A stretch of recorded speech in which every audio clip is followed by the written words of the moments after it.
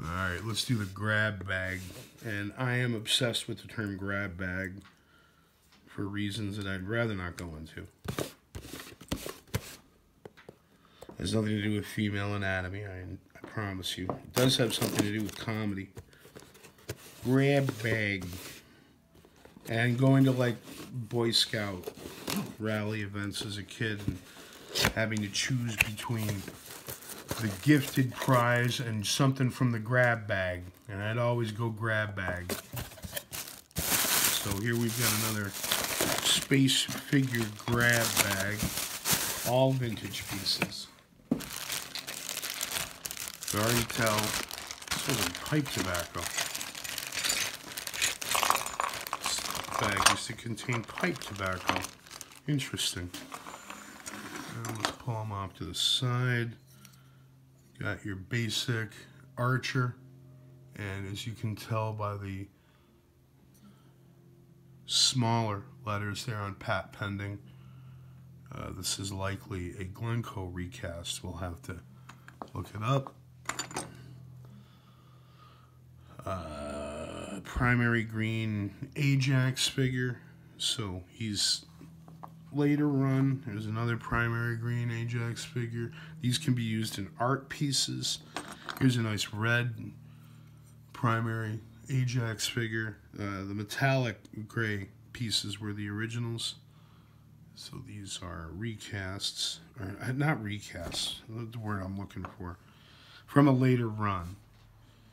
And here's another sadly gun. I think this is like the third version of this Lido pose I've obtained with his gun broken off. I'll have to think of some humorous thing to attach to that in some way to simulate a gun. And those are nice.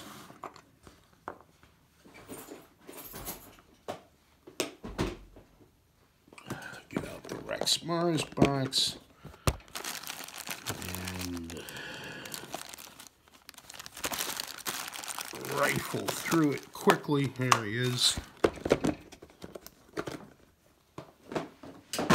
His helmet was bequeathed to a different figure, but there's an original Marx Toys Rex Mars official Planet Patrol figure in green. Oh, I'm still using that. Had to jury rig a photo stand on a coffee maker with a board on it, and he alone to me was worth the price on the rest of them with freight. Piece de Resistance is this absolutely wonderful figure who, again, sadly we got to give him a bionic hand or something like that. We'll have to figure it out. Maybe a hook.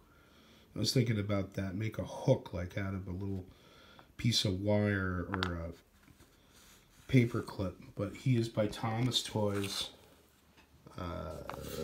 Missing his guns, so his value is negligible. But I had to have him. Been wanting one of these for a while. Thomas Toys, 1960. They were in the 1960 Thomas Toys catalog. And the others are nice. There we go. But those are wowers. And it does look like, other than not having his helmet, this one is intact and complete. And as described, there's his pistol. And he is the correct green metallic plastic, which I will not mess with other than just pushing on his gun barrel there a little bit to make sure that it has a bit of flexibility and it's got just enough. And again, here he is as a recast made in the probably 1990s in Mexico.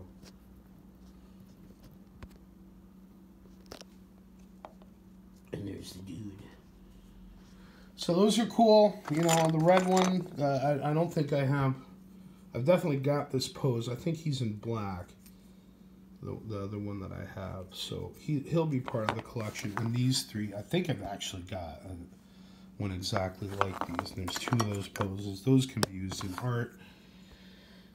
We'll think about what to do with him, and we'll make sure that this is indeed a recast. The rule of thumb that I've learned is that you can see this small C there too in the circle there on his neck. I believe that indicates that it's a Glencoe reissue, and you can see that he is aged. Oh, what is that? Huh. Yeah, he'll probably just end up in a piece of artwork unless there's some reason to suspect that he's anything other than a Glencoe reissue. And I'm deliberately trying to amass vintage, and you know, they were casting them in 1991 or so. That's still vintage in 2020, or it's just vintage. In my estimation is that vintage implies 20 years old or older, 20 years or older. All vintage. And one fantastic Rex Mars official Planet Patrol in awesome condition, and the blue Thomas Toys guy who's going to get a hook like Captain Hook. Ain't that right, Mom? She's reading. All right.